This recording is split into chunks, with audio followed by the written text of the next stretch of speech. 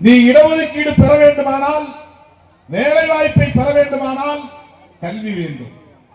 கல்வியை பிற சமூகத்தினரோடு போட்டி போட்டு பெற்று அதிகாரத்திற்கு வர முடியாது.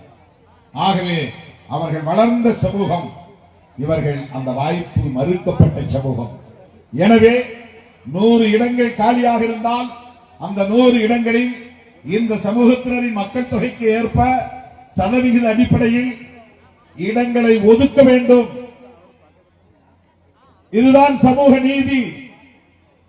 அந்த இடங்களில் வேறு யாரும் போட்டி போடக்கூடாது. அந்த இடங்களில் யாரும் பங்கேற்க ஆள் இல்லை என்றாலும் வேறு யாரும் அதில் பங்கேற்க முன்வரக்கூடாது. இந்த சட்ட பாதுகாப்பை உறுதிப்படுத்தியவர் மராட்டியத்தில் பிறந்த, மராத்தி மொழியை தாய்மொழியாக கொண்ட, கோட்டு சூட்டு அணிந்த, ரொட்டியை சாப்பிட்ட புரட்சியாளர் அம்பேத்கர்